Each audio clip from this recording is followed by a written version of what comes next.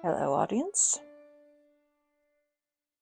Poppets have been a little upset today. They claim that we have been neglecting them, but we had quite a major snowstorm last night, and it was all hands on deck to clear out the area around the castle, for those of us who do have hands.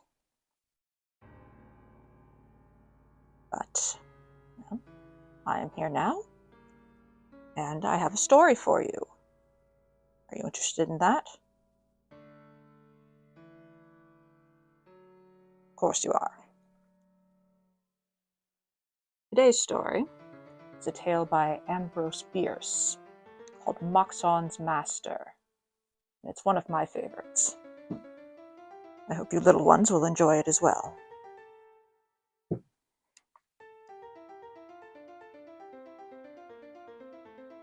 Are you serious? Do you really believe that a machine thinks? I got no immediate reply. Moxon was apparently intent upon the coals of the grate, touching them deftly here and there with the fire poker till they signified a sense of his attention by a brighter glow.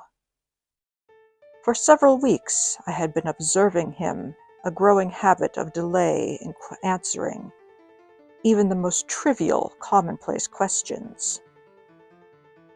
His air, however, was that of one of preoccupation rather than deliberation. One might have said that he had something on his mind. Presently he said, "What is a machine? The word has been variously defined. Here is one definition from a popular dictionary. Any instrument or organization by which power is applied and made effective, or a desired effect produced." Well then, is not man a machine? And will you admit that he thinks? Or thinks he thinks? If you do not wish to answer my question, I said, rather testily, why not say so? All that you say is mere evasion. You know well enough that when I say machine, I do not mean a man, but something that man has made and controls. When it does not control him, he said, rising abruptly and looking out of a window, whence nothing was visible in the blackness of a stormy night. A moment later he turned about and with a smile said, "I beg your pardon. I had no thought of evasion. I considered the dictionary man's unconscious testimony suggestive and worth something in the discussion. I can give your question a direct answer easily enough. I do believe that a machine thinks about the work that it is doing." That was direct enough, certainly. It was not altogether pleasing, for it tended to confirm a sad suspicion that Moxon's devotion to study and work in his machine shop has not been good for him. I knew, for one thing, that he suffered from insomnia, and that is no light affliction. Had it affected his mind? His reply to my question seemed to me then evidence that it had. Perhaps I should think differently about it now.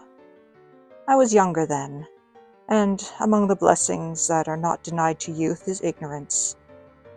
Incited by that great stimulant to controversy, I said, "And what, pray tell, does it think with, in the absence of a brain?" The reply, coming with less than his customary delay, took his favorite form of counter-interrogation. "With what does a plant think, in the absence of a brain?" Plants belong to the philosopher class. I should be pleased to know some of their conclusions. You may omit the premises. "Perhaps," he replied, apparently unaffected by my foolish irony. "You may be able to infer their convictions from their acts.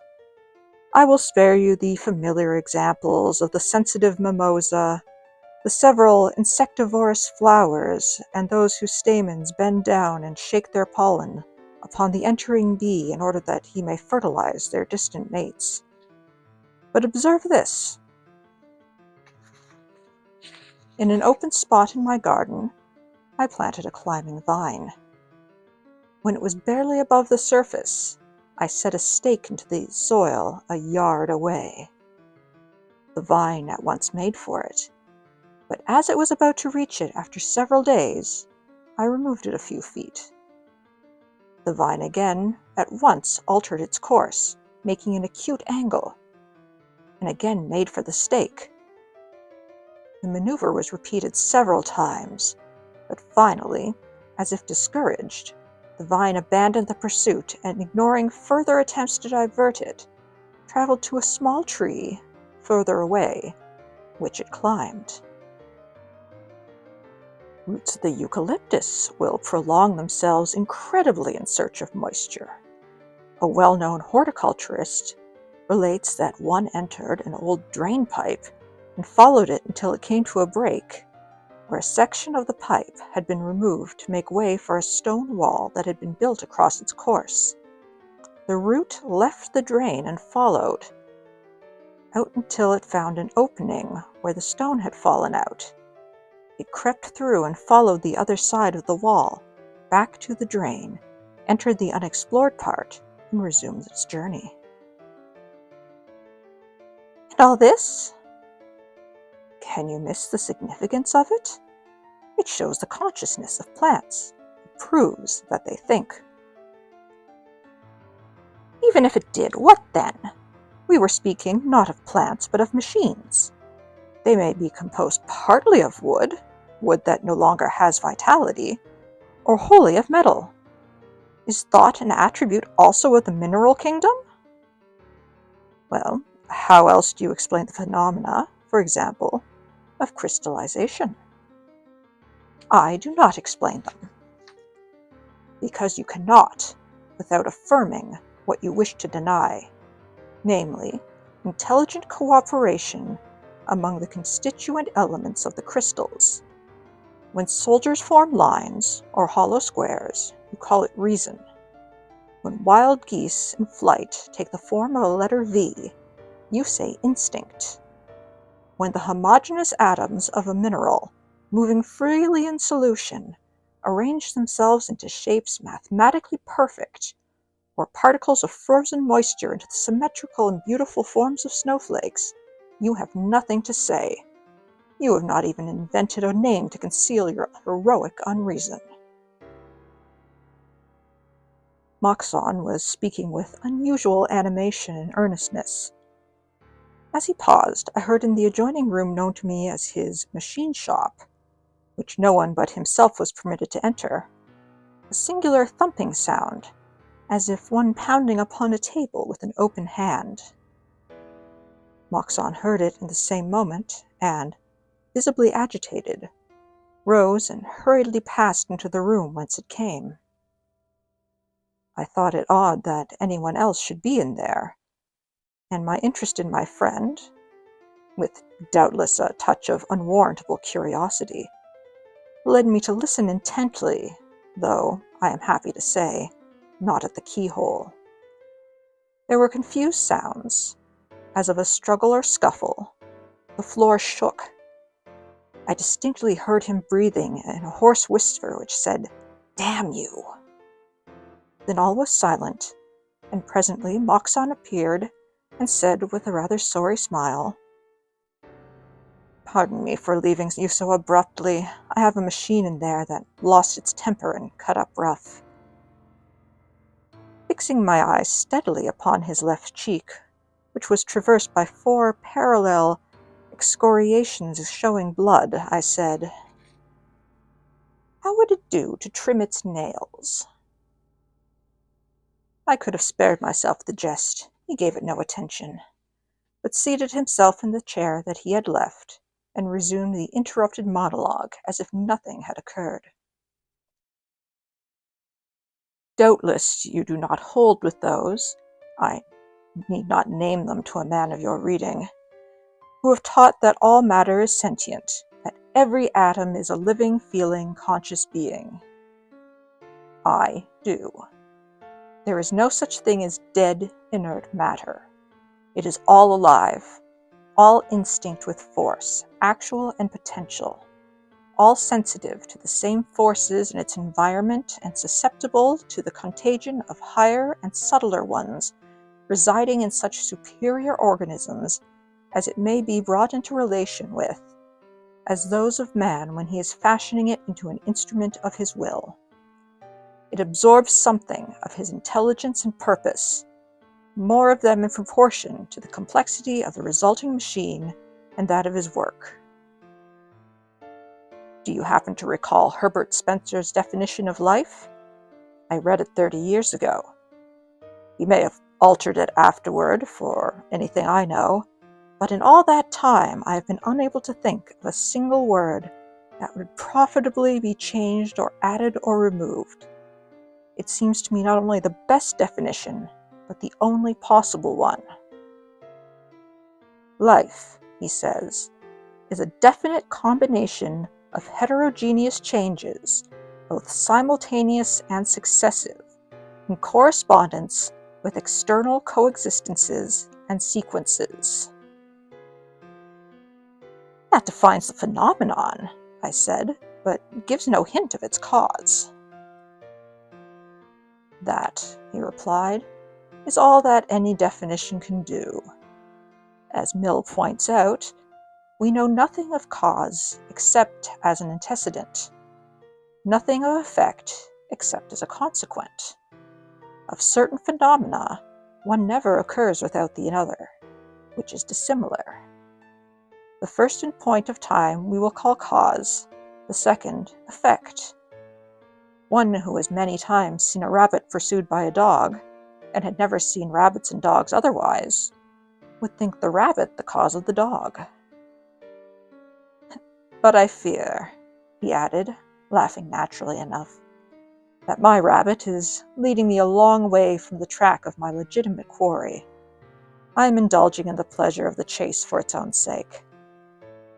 What I want you to observe is that in Herbert Spencer's definition of life, the activity of a machine is included, and there is nothing in the definition that is not applicable to it. According to this sharpest of observers and deepest of thinkers, if a man during his period of activity is alive, so is a machine when it is in operation. As an inventor and constructor of machines, I know that to be true.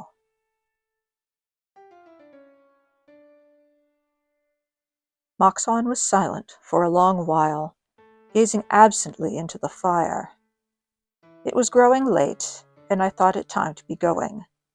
But somehow I did not like the notion of leaving him in that isolated house, all alone except for the presence of some person of whose nature my conjectures could go no further than that it was unfriendly, possibly malign. Leaning toward him and looking earnestly into his eyes while making a motion with my hand through the door of his workshop, I said, "Moxon, whom have you in there?"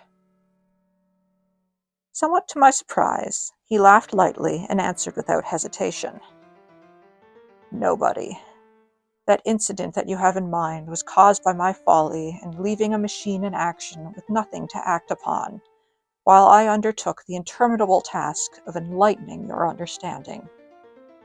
Do you happen to know that consciousness is the creature of rhythm?" "How bother them both!" I cried, rising and laying hold of my overcoat. "I'm going to wish you good night, and I'll add the hope that the machine which you inadvertently left in action will have her gloves on next time you think it needful to stop her." Without waiting to observe the effect of my shot, I left the house.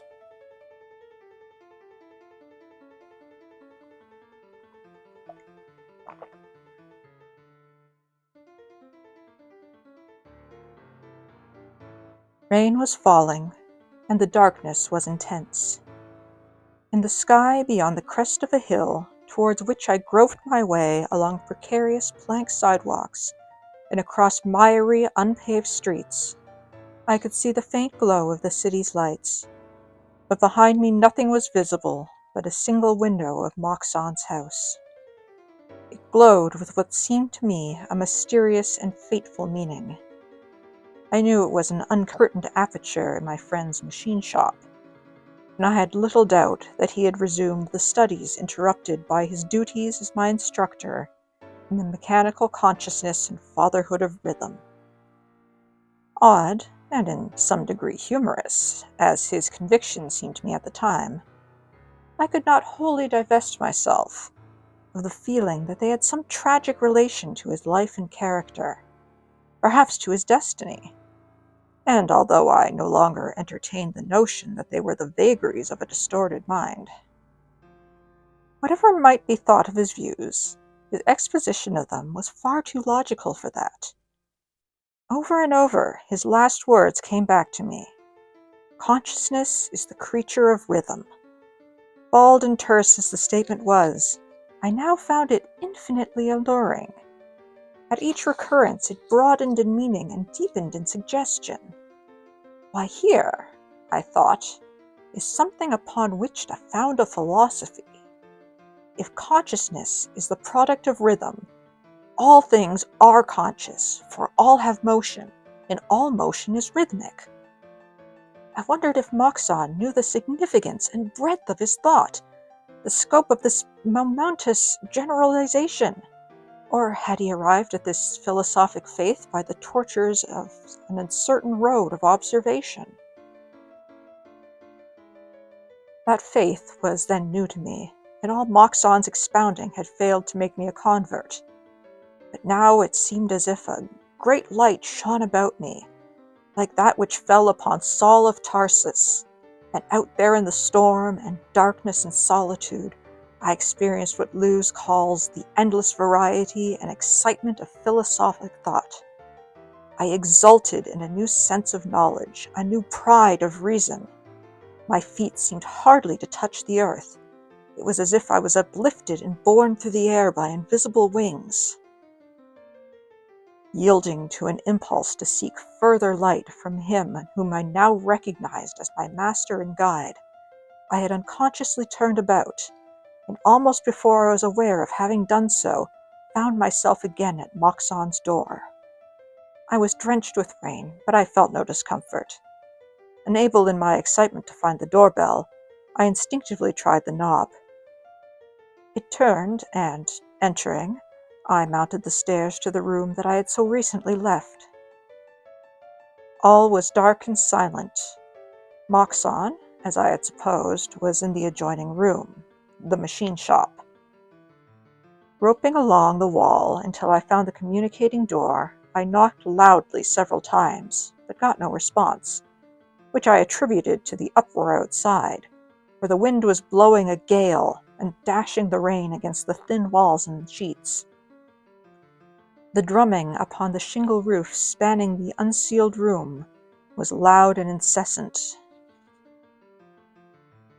I had never been invited in the machine shop, had indeed been denied admittance, as had all others, with one exception, a skilled metalworker, of whom no one knew anything except that his name was Haley, and his habit was silence. But in my spiritual exaltation, discretion and civility were alike forgotten, and I opened the door. What I saw took all philosophical speculation out of me in short order. Moxon sat facing me at the farther side of a small table, upon which a single candle made all the light that was in the room. Opposite him, his back toward me, sat another person. On the table between the two was a chessboard. The men were playing. I knew little of chess, and only a few pieces were on the board, but it was obvious to me that the game was near its close. Moxon was intensely interested. Not so much, it seemed to me, in the game as in his antagonist.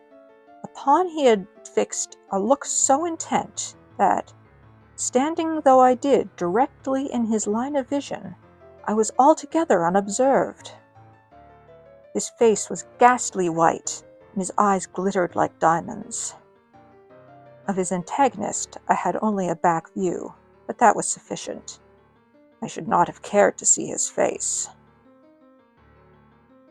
He was apparently not more than 5 feet in height, with proportions suggesting those of a gorilla, a tremendous breadth of shoulders, thick, short neck, and broad, squat head, which had a tangled growth of black hair and was topped with a crimson fez. A tunic of the same color, belted tightly to the waist, reached the seat, apparently a box, upon which he sat. His legs and feet were not seen. His left forearm appeared to rest in his lap. He moved his pieces with his right hand, which seemed disproportionately long. I had shrunk back, and now stood a little to one side of the doorway and in shadow. If Moxon had looked farther than the face of his opponent, he could have observed nothing now, except that the door was open. Something forbade me to either to enter or retire. A feeling, I know not how it came, that I was in the presence of an imminent tragedy, and might serve my friend by remaining. With scarcely conscious rebellion against the indelicacy of the act, I remained. The play was rapid. Moxon hardly glanced at the board before making his moves, and to my unskilled eye seemed to move the pieces most convenient to his hand, his motions in doing so being quick, nervous, and lacking in precision. The response of his antagonist, while equally prompt in the inception, was made with a slow, uniform, mechanical, and, I thought, somewhat theatrical movement of the arm that was a sore trial to my patience. There was something unearthly about it all, and I caught myself shuddering. But I was wet and cold. 2 or 3 times after moving a piece, the stranger slightly inclined his head, and each time I observed that Moxon shifted his king. All at once the thought came to me that the man was dumb, and then that he was a machine, an automaton chess player. Then I remembered that Moxon had once spoken to me of having invented such a piece of mechanism, though I did not understand that it had actually been constructed. Was all his talk about the consciousness and intelligence of machines merely a prelude to his eventual exhibition of this device? Only a trick to intensify the effect of his mechanical action upon me in my ignorance of its secret? A fine end to all this, of all my intellectual transports, my endless variety and excitement of philosophic thought. I was about to retire in disgust when something occurred to hold my curiosity. I observed a shrug of the thing's great shoulders, as if it were irritated.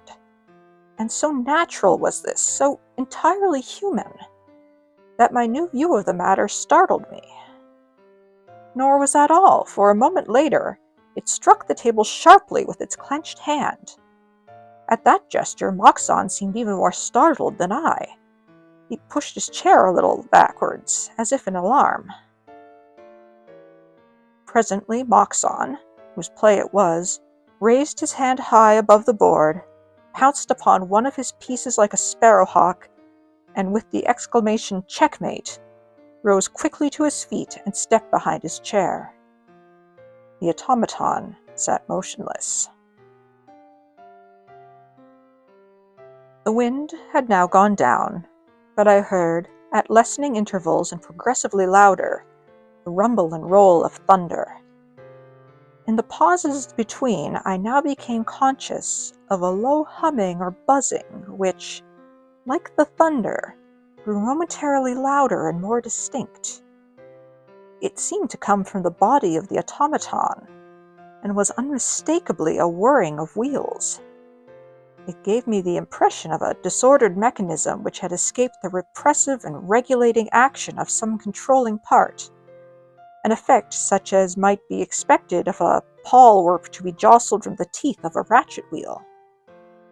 But before I had much time for conjecture as to its nature, my attention was taken by the strange motions of the automaton itself. A slight but continuous convulsion appeared to have possession of it. In body and head it shook like a man, with palsy or ague chill, and the motion augmented every movement until the entire figure was in violent agitation.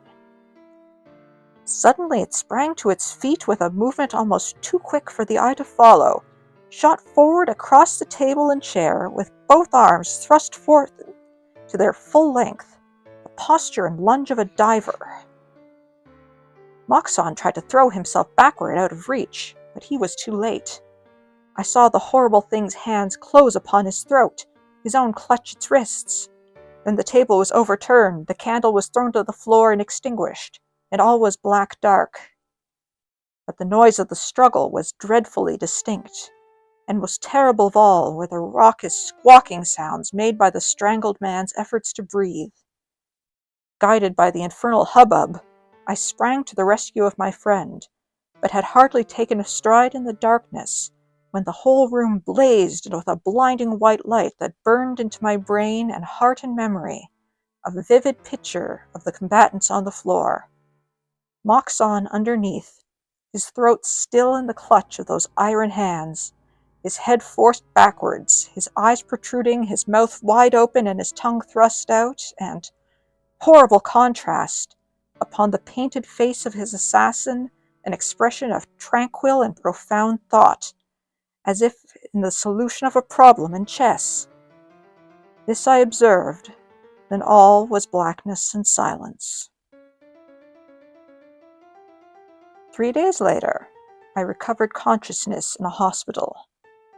As the memory of that tragic night slowly evolved in my ailing brain, recognized in my attendant, Moxon's confidential workman, Haley. Responding to a look, he approached, smiling. "Tell me about it," I managed to say, faintly. "All about it." "Certainly," he said. "You were carried unconscious from burning house, Moxon's. Nobody knows how you came to be there. You may have to do a little explaining. The origin of the fire is a bit mysterious, too. My own notion is that the house was struck by lightning." "And Moxon?" "Buried yesterday. What was left of him."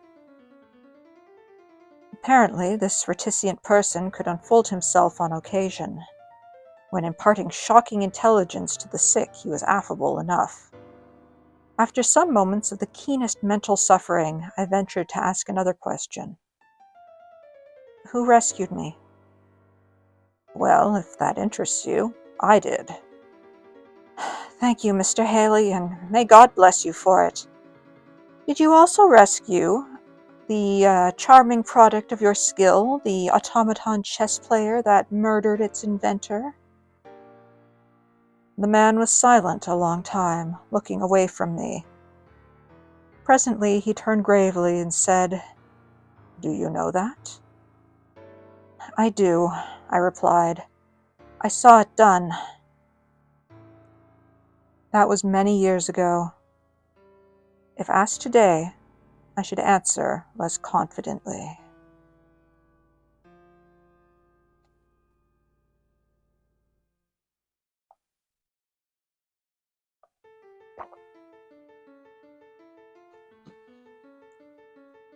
Well, there. Do you feel more paid attention to now?